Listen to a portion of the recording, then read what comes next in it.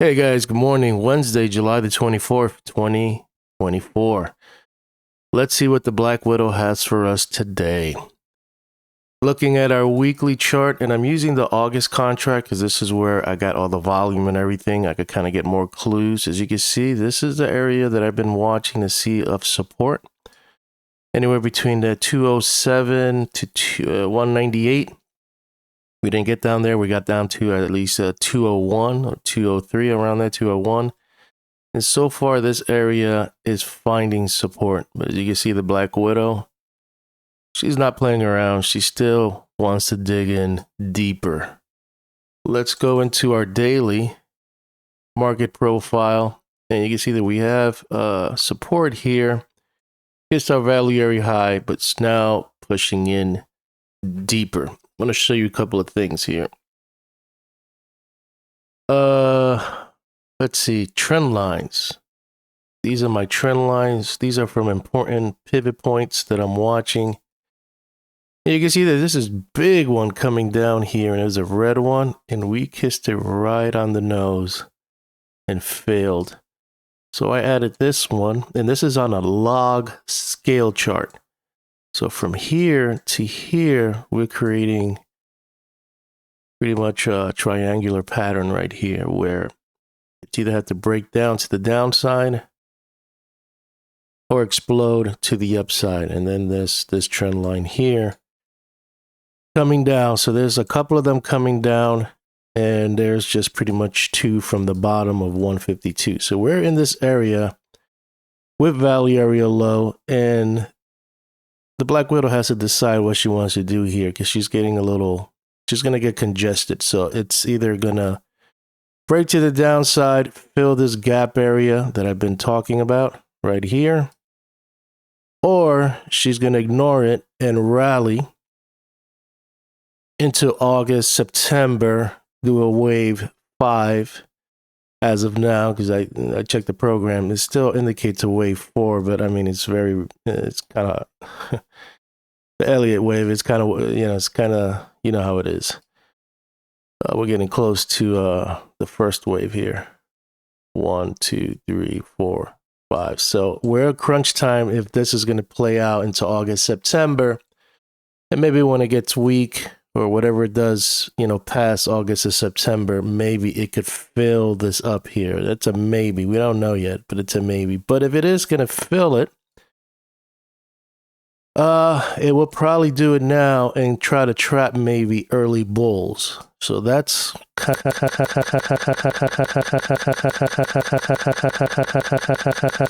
bounce. But, looking at other techniques, Gann theory and everything else, I'm 50-50. I'm like mixed. I'm like, it could either continue going down, fill this gap, because there's some things that make sense here, or it could fill it later after the rally, I don't know, whenever the seasonality past August, September slows down, and fill it up later, fill the gap later. So that's where I'm at right there. Looking at my trend line on a non-log scale, you can see the difference, and that's the same trend lines from different anchor points. So you can see on a non-log scale, this breaks down here. Well, this one is obvious, and you get this one going up here. So you don't really have a triangular pattern here. But when you go on a log scale, which I believe the pros are the ones that know, a lot of stuff, you can see that these two trend lines are these two over here. And they're way far from here. So those are little things you want to, you want to look at both, because you want to see what the non-log scale traders are looking at, and you want to see what the log scale traders are looking at. So a little insight tip for you guys there. Volume yesterday, the bears got a little more control of it, and I know I'm on the August contract. That's why it's dwindling. But I have all my marks and all my indicators and all my charting things on just the main contract. So when it switches, it all adjusts. So I'll get to the September, contract a little further. in the video. I just want to kind of show you what I'm seeing and, you know, why things are just kind of stalling here and why we're going here. And now we're kind of getting into this area where it's getting a little more interesting. So let's look at, nothing's really changed on the monthly and the weekly. Let's look at the daily.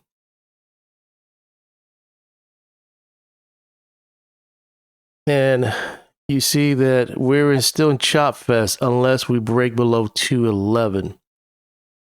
Now let me look at the September contract that everybody's trading, or where the heavy volume is. Once it switches over, you can see that we're still in chop fest unless we break below 214. We got to break above at least 225. So it's still in noise zone. So it's pretty much the same thing. It's just, you know, at a different price level. Let's go here into our geometry. So this is the September contract. They put a low of 205. I'm gonna go back to my regular, which is the August, or just the regular, the original chart I have. Let's go to the APF. So you can see the APF, we couldn't even stay and hold this. We did it right at the US close, and then something happened once I was done with my video. I was like, boom, look at that. They just slammed it down. The Black Widow just tricked us.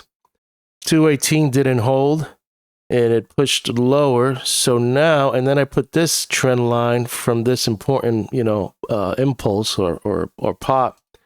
You can see that it already has failed it, or right below it. But it all depends on the close, where we close today. So you could do two things. You could keep it there, or you could go and put it all the way down here. That's your last angle from this low to see if it goes down here. So you got the midpoint and you got a little bit of this. That could possibly turn. That's if it goes really deep. But as of right now, you got 1, 2, and 3 to play around with to see which one is the one that you could hold. Right now, that one's kind of bouncing off of it, but it failed off of this one. And you can see that maybe some bulls are showing up here. So let's leave it here to see if it could climb back up. Worst case scenario, if it pushes even lower, we always have to adjust our shift to go down here. And, you know, it needs to climb back up here. So I'm going to leave it there because I want to see if it could close above this angle. And then I'll adjust it. So channel-wise, we're below the 75%, but not kissing the midpoints, the 50%. So it's kind of there. FT levels, we failed at 225 to 228. It's kind of maybe smack in the mid-range. If you do a retracement from here to here, 214 is your midpoint. And it's somewhere around 212, so it's kind of hovering around there.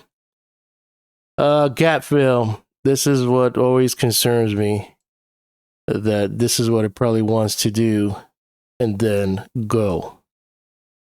So you never forget this. This is your curveball in the analysis. If you think this is the turning point here, don't forget this. Just remember this section. It's either going to get fill, rip, ignore it, come back in the future, fill it. So those are the things, you know, you have to have on the back of your mind. In regards to cycles, in regards to cycle geometry, we filled over here at the 50. You want to keep an eye on around the 25th. Because that's the 75% and the 30th. Those are kind of hot zones right now into the future. So you want to keep an eye on those in that area. I don't know if it could continue going down and somewhere around there rip, but you want to keep a watch on that in regards to the geometry of circles.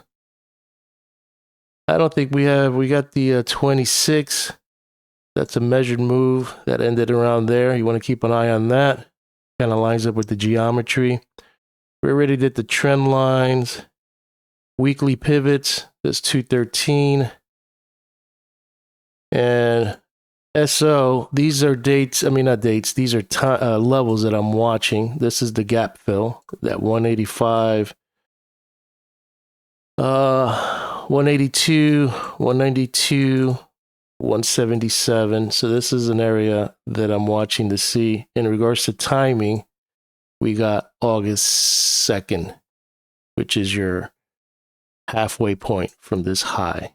I want to see if this is it and we fill this gap and it's going to be around August 2nd.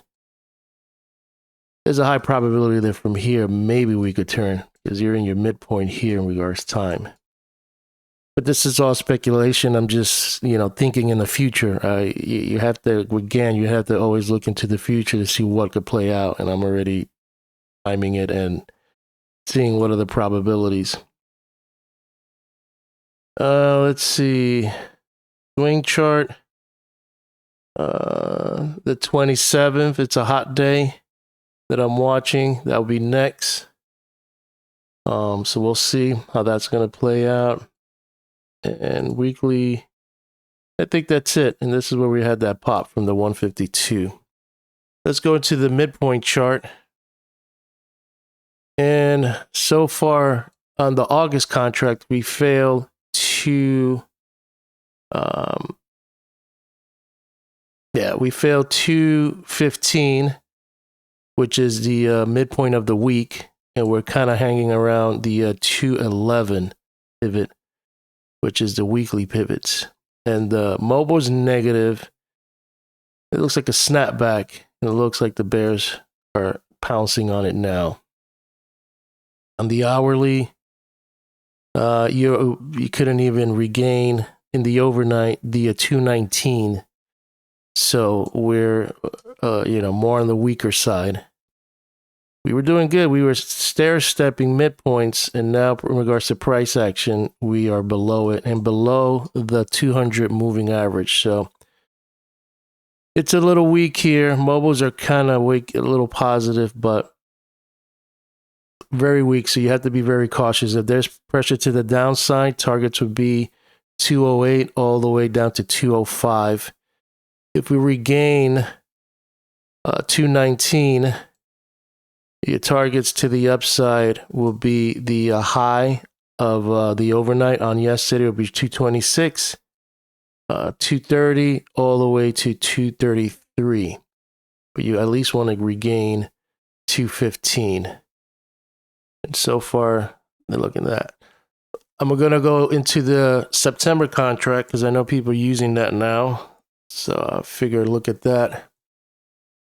And on the September contract, you're already at a very extreme level. Let's make sure I didn't get that. There you go. So right now, that's 210. That's a pivot you're watching there. You're below that one. And on the midpoint, on the 4-hour chart, you're hanging around the midpoint, which is 216. Yeah, you can say 217. It's your midpoint. So this is the contract I believe everyone is switching to with different brokers or adjusting to. So this is your line in the sand for the week.